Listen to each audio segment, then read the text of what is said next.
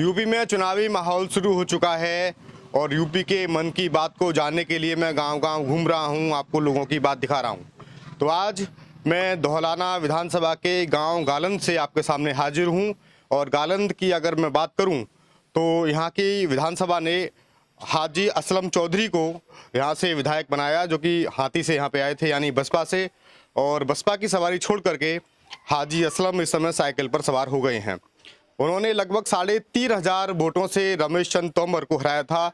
जी हाँ, ये वही रमेश चंद्र तोमर हैं जो गौतम बुद्ध नगर लोकसभा सीट से 2017 में कांग्रेस के प्रत्याशी थे और कांग्रेस को ऐन वक्त पे धोखा देकर वो भाजपा में शामिल हो गए। और जिसके बाद परिणाम ये हुआ कि कांग्रेस किसी को टिकट नहीं दे पाई, क्योंकि पहले ही टिकट जो है वो रमेश चंद्र तोमर को घोषित कर दिया गया था। तो रमेश चंद्र तोमर यहाँ पे 3,500 वोटों से हारे। अभी इस धौलाना जो सीट है इसका माहौल क्या है, इनके लोगों के मन में बात क्या है, चुनावी माहौल क्या है और यूपी के मन की बात क्या है, ये सारे विषय जानने के लिए मैं इस गांव में आया हुआ हूं। तो क्या नाम है आपका? यतेंद्र तोमर। तोमर जी बताइए, यहाँ पे पहले आपने देखा कि ये जो सीट कही जाती है अपने आप में सामान्य सीट है या सुरक्षित है? ये वाली सामान्य है। सामान्य है, सामान्य सीट है। और यहाँ पे जो कहा जाता है छोटा मेवाड़ कह के संबोधित किया जाता है, 60-84 का पूरा क्षेत्र है। इस क्षेत्र में रमेश चंद्र तोमर को भाजपा ने यहाँ पे प्रत्याशी बनाया और 3,500 वोटों से वो हारे। तो उस समय वो क्यों हारे? 60-84 क्षेत्र का हमारा गांव बड़ा है, लेकिन इस विधानसभा सीट पे मोमडन वोट सबसे ज़्यादा है। मोमडन वोट और 2 प्रत्याशी ठाकुर खड़े हुए, 2 तोमर, एक सपा से एक बीजेपी से, उनके वोटों का ध्रुवीकरण हुआ और उसका फ़ायदा एक प्रत्याशी मोमडन होने की वजह से और प्लस बसपा के जो कोर वोटर है एससी, उसकी वजह से वो सीट उनकी निकल गई। तो अब की बार क्या है यूपी के मन में? यूपी की बात अब की बार क्या है? गालंद की बात अब की बार क्या है? गालंद तो पहले से भाजपा में रहा है। हाँ। भाजपा को ही वोट डालता है। हाँ। जो एससी कोटा है वो भले ही मायावती जी के साथ है, लेकिन टोटल वोट भाजपा को जाती है। टोटल वोट भाजपा को जाती है। लेकिन आप घूमते होंगे क्षेत्र में, क्या लग रहा है अब की बार फिर हाथी की सवारी कोई करेगा या फिर अब की बार भाजपा का कमल यहाँ पे खिलेगा? भाजपा का कमल ही खिलेगा, हाथी की सवारी तो मुश्किल है। मुश्किल है? हाथी की सवारी कैसे मुश्किल है? हाथी कौन वोट दे रहा? कौन वोट दे रहा हो? फूल पे वोट जाएगी। पिछली बार तो आप लोगों ने जिता दिया हाथी को। नहीं, हम आपने नहीं जिताया, मतलब आपके क्षेत्र में तो जिताया। हमें हाथी की सवारी पसंद ना है ना। तो क्या नाम है आपका? पवन कुमार। पवन कुमार। एक बात और मैं दर्शकों को बता दूं कि पूरा जो गांव है ठाकुर बाहुल्य गांव है जिसमें हम लोग आए हुए हैं, तो यहाँ पे शायद सारे लोग क्षत्रिय हैं जाति से। तो ये भी एक बात आपको ध्यान में रखनी है कि इस जाति का जो वोट है वो वोट भी कहीं ना कहीं कहाँ जा रहा है, आप इस बात का अंदाजा इस बात से लगाइएगा। तो आप भी क्षत्रिय हैं, राजपूत हैं? राजपूत। आप कौन है? राजपूत है। भी राजपूत है। अच्छा। उत्तर प्रदेश की राजनीति में हमेशा टी पॉलिटिक्स की बात होती है। टी पॉलिटिक्स से मेरा तात्पर्य जो है वो है ठाकुर पॉलिटिक्स। संजय सिंह से लेकर के अखिलेश यादव और अखिलेश यादव से लेकर के ओवैसी तक सारे लोग कहते हैं कि उत्तर प्रदेश में ठाकुरों का राज चल रहा है। हर एक थानेदार से लेकर के IAS IPS तक सारे ठाकुर ही ठाकुर हैं। तो इन आरोपों में कितनी सच्चाई है ये बताइए। इनमें कोई सच्चाई नहीं है। हाँ।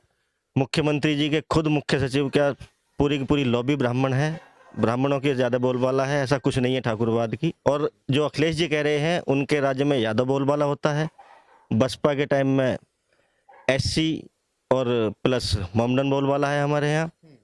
बाकी योगी जी पे गलत आरोप है। हाँ जी, क्या नाम है आपका? विवेक कुमार। तो की बार यूपी के मन की बात क्या है, गालन के मन की बात क्या है? देखो, गालन तो पहले से ही भाजपा का वो कोर वोट है यहाँ पे, तो सब बीजेपी के ही साथ जाते हैं लगभग। बीजेपी के साथ क्यों?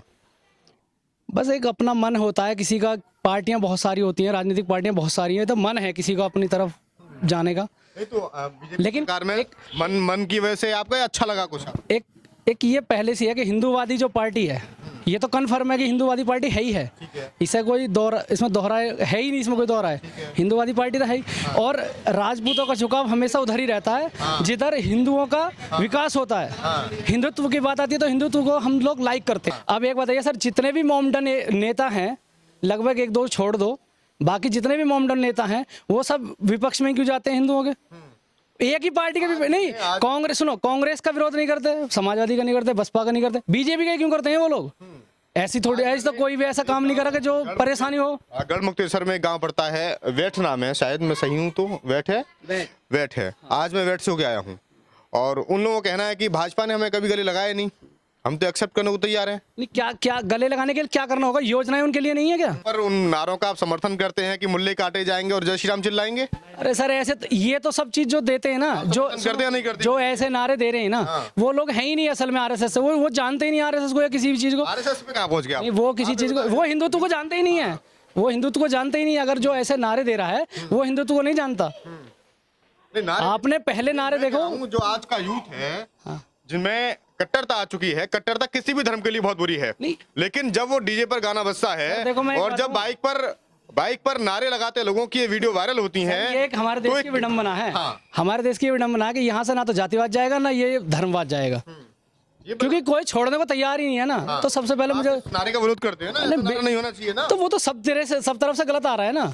अभी ओवैसी ने कुछ कहा था, उन्होंने क्या कहा था देखो। नहीं, वो क्या कहना चाह रहे हैं, एक जो पार्टी लीडर इतने बड़े मतलब पद पे बैठा है और वो मतलब ऐसे विरोधी पे नारे दे रहा है, वो क्या मतलब अपने आप को क्या साबित करना चाह रहा है? आप इस नारे को वो कह रहा है कि मतलब कि अब हमारे भी ऐसा होना चाहिए कि हमें मतलब अपनी सरकार बनानी है, अपनी बनेगी 20 साल बाद बनेगी। कि 20 पहले जब भाजपा थी तो 1 सीट आई थी, 2 सीट आई थी, अब हमारी भी ज्यादा आएंगी, 10 अब नहीं आएंगी, 10 साल बाद आएंगी। यानी कि क्या करना चाह रहा है वो भी तो ध्रुवीकरण करना चाह रहा है, मोमडन को अपनी तरफ बनाना चाह रहा है। बोल रहा है कि एक पार्टी बनाओ मोमडन होगी। तो वो जब बड़े सुनो, जब कहीं सर गलतियां होती है ना, तो गलती में छोटी बहुत सारी गलतियां होती है, जब वो एक बड़ी गलती बनती है। लेकिन गलती सारी हमारी नहीं है। आंख निकालने का जवाब आंख निकालने से नहीं दिया जा सकता ना। अगर असदुद्दीन ओवैसी, सुनो असदुद्दीन नहीं सर, इसकी बात बताता इतिहास में मत जाइए। नहीं, इतिहास में क्यों ना जाए सर? वर्तमान में बात करें, मेरी बात सुनिए। प्रेजेंट में नहीं जा सकते ना, इतिहास के कैसे ना जाए सर? एक बात हो तो मुझे, जब 17 बार मोहम्मद गजनवी छोड़ा था, उसने एक बार में पृथ्वीराज चौहान को जो बंदी बना लिया था। हाँ, तो उसने बंदी बना लिया, वो लेके अपने साथ। तो क्यों नहीं छोड़ा उसने? वो भी एक बार छोड़ता तो सही। तो ये तो इतिहास है सर। आप इनको कितने ही गले लगा लो या गले नहीं लगने के, ये सच्चाई है। आप इन्हें कितने ही गले लगा लो या गले नहीं लगने के, मतलब पूरी तरह पराया कर दी है। बिल्कुल सर, ये अपने आप को जब मानते हैं, इनकी सोच ऐसी है। इनकी सोच जो है वो पहले से ऐसी है। कैसी है?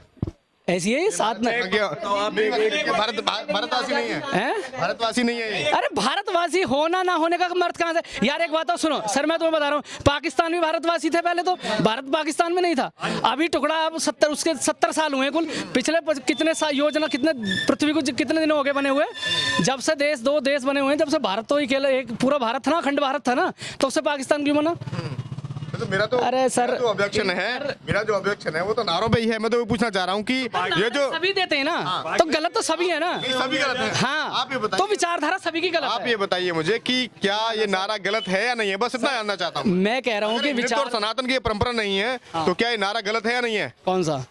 मुल्ले काटे जाएंगे, जय श्री राम चिल्लाएंगे, नहीं, नारा गलत है या नहीं है? बस जिसने दिया, सुनो, जिसने ये नारा नहीं, ये एक आम लोगों की अपनी विचारधाराएं हैं। ये आम आदमी की अपनी विचारधाराएं हैं। वो किसी को किस परिवेश में देखता है वो मैं आपको सुनो, मैं आपको हिंदुत्व की और सनातन की बात कही। सर, मेरा हिंदुत्व और सनातन अलग है। मेरा हिंदू सनातन अलग है। मैं कुछ और मानता हूँ, तो इस नारे लेकिन हाँ, मैं मानता हूँ ना। बहुत बढ़िया, यही चाहता हूँ मैं। ये पार्टी का नारा नहीं था। और मैंने कब कहा पार्टी का नारा है? तो फिर हिंदुत्व मैंने नहीं कहा। इन्होंने जब सनातन की और हिंदुत्व की बात करी कि हमारा हिंदुत्व और सनातन सबको एक्सेप्ट करता है, तो फिर जो मोहम्मद गौरी और उनकी जो बात है पृथ्वीराज चौहान की, वो भी बिल्कुल ठीक है। फिर तो सनातन को उठा के लेके चलो भाई, इतिहास उठा लो सर। फिर तो इन्होंने कभी गले लगाए ना, तो हम क्यों लगाए गले? ये तो सीधी बात है भाई। यदि आप सनातन की बात कर रहे हैं, यहाँ बीजेपी और उनकी बात ही नहीं हो रही भाई, ओबीसी सरकार की या बीजेपी की बात ही नहीं हो रही, हिंदू मुस्लिम की बात हो रही है। हाँ, तो इसमें जो यदि ये बात हो रही है तो फिर तो इतिहास उठा के देख लो ना। उन्होंने गले लगाया तो फिर भैया सही चल रहा जो चल रहा है। अच्छा, ना उन्होंने गले लगाया ना हम गले लगाएंगे। हम लगाएंगे गले, जो लगने के तरीके से लगेंगे। अब कोई आदमी आके हमारे गले को घोटेगा तो गले थोड़ी ना लगाएंगे, हम तो दूर से ही मार देंगे उसे। अभी मारेंगे ना मारेंगे, एक बात बताओ, तुम ही आगे गला घोटने लगो तो ऐसे थोड़ी ना गला घुटवा लेंगे? ए भैया, बताओ भैया, हम तो मारेंगे जी। यदि कोई हमें मारेगा, पहले हमें मारो कोई, हम उसे मार देंगे। क्या नाम भैया आपका? आकाश तोमर। आकाश जी, यूथ हैं आप। मैं कुछ बात मैनिफेस्टो की भी करूंगा, चुनाव से हटके। चुनाव तो चलते रहेंगे और क्या यूपी की बात है, क्या माहौल है, सब दिखा रहे हैं। चुनाव पर चर्चा करोगे? और चुनाव चल रहे हैं और चुनाव पे हम बात करेंगे। लेकिन बात तो होगी अधूरे वादों की भी। 2017 में जो योगी सरकार तो नहीं, भाजपा सरकार ने जो वादा किया था, भारतीय जनता पार्टी संगठन ने अपना मैनिफेस्टो लॉन्च किया था और मेरे हाथ में ये मैनिफेस्टो है और लगभग 28 पेज का ये मैनिफेस्टो है मेरे पास में। इसमें एक उन्होंने वादा किया था कि प्रत्येक जो व्यक्ति है, युवा है, उसको 1 GB डाटा जो है मुफ्त मिलेगा। तो वो डाटा मुफ्त मिला आपको? ये मैनिफेस्टो पकड़िए जरा। डाटा वाटा तो ऐसा कोई मुफ्त नहीं मिला है, हाँ, लेकिन काफ़ी युवाओं के लिए बहुत सुविधा मिली है। क्या मिली है? जैसे कि खेल के प्रोत्साहित के लिए बहुत आगे बढ़ा है युवाओं के लिए। आपने देखा होगा कि क्षेत्र में हमारे लिए बच्चों के लिए कहीं स्टेडियम नहीं थे, अब स्टेडियम बन रहे हैं, नए नए स्टेडियम बन रहे हैं। मेरठ बन रहा है, अभी हमारे यहाँ धौलाना विधानसभा में दूसरा स्टेडियम बादशाहपुर में बन रहा है, जिसमें 4 करोड़ की लागत से बन रहा है। तो काफ़ी युवाओं को आगे बढ़ाने के लिए उन्हें प्रोत्साहित किया गया है। गाँव में बनना है आपके में स्टेडियम? हमारे गांव में नहीं है, लेकिन अभी विधानसभा में 2 हैं, हमारे धौलाना विधानसभा में। आप पढ़ाई पढ़ते हैं? आप पढ़ाई से निवृत्ति ले ली आपने? नहीं, पढ़ाई से अलग है अभी। पढ़ाई से अलग है? हाँ जी। अच्छा, और घर के फैमिली मेंबर तो कोई ना कोई बच्चा पढ़ता होगा? हाँ जी, पढ़ते हैं। क्या ये जानकारी है कि सभी कॉलेजों में मुफ्त में वाईफाई मिलेगी, मिल रही है, नहीं मिल रही? नहीं, हमें इस बात की कोई जानकारी, लेकिन हाँ हमारे यहाँ पर जो BA MA जो डिग्री है वो पढ़ रहे हैं, उनके लैपटॉप और मोबाइल की सुविधा, तो कुछ बच्चों को हमारे साथ यहाँ पर टैबलेट भी मिले हैं। सारे स्कूलों में क्या मुफ्त में वाईफाई की सुविधा है? अभी सारों में नहीं है, लेकिन धीरे धीरे हो जाएगी। जैसे ही हम दोबारा बीजेपी को मौका देंगे, उसके बाद सरकार बढ़ गए वाईफाई देने के लिए? 5 साल तो मतलब कि किसी भी सरकार को कम है। कांग्रेस ने इतने साल देश पर राज करा, उसने क्या दे दिया देश को, ये बताइए। अभी तक इंडियन आर्मी को पूरे साजो सामान भी नहीं दे पाए। मोदी अभी तक हवाई जहाज खरीद के लाया और राफेल।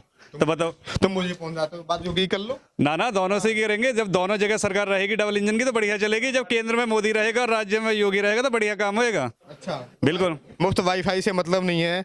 और आप ये बताइए मुझे कि प्रदेश की जो एजुकेशन है, प्राइमरी का जो एजुकेशन है हमारा, उसकी स्थिति बड़ी खराब है। सरकार अपने घोषणा पत्र में उन्होंने कहा था, बीजेपी वालों ने, कि एक कक्षा में 1 शिक्षक की नियुक्ति हम करेंगे। और मैं जब प्रदेश में आज घूम रहा हूँ तो ऐसे ऐसे विद्यालय हैं जहाँ पर एक शिक्षा मित्र और एक सहायक अध्यापक जो है उस पूरी 5 क्लासों को चलाते हैं। आप मानते हैं इस चीज को कि एक क्लास और एक टीचर जो है वो है? नहीं, इतना जो अभी चला रहे हैं ये अभी काफी नहीं है। लेकिन आप ये बताइए, बीजेपी गवर्नमेंट, आप केवल ये बताइए चल रहा है नहीं चल रहा। सरकार बेशक समर्थक हो आप, लेकिन आपको ये कहने में क्या गुरेज है कि ये चीजें नहीं है, होनी चाहिए, तो धीरे आप उसका बचाव क्यों कर रहे हैं? बचाव कहाँ कर रहे हैं? धीरे धीरे सरकार करती जाएगी। करती जाएगी नहीं है ना, काफी जगह हो भी रहा है। स्ट्रक्चर काफी अच्छा करा है। पहले स्कूलों में पानी पूरा नहीं है ना, चलो मान लिया आपके हिसाब से पूरा नहीं है ना। नहीं, पूरा नहीं है, हो जाएगा। अभी प्रदेश में सारे कॉलेजों की बात थी, सारे स्कूलों की बात थी, है या नहीं है? नहीं है, लेकिन धीरे धीरे पूरा हो जाएगा, काम चलता रहेगा।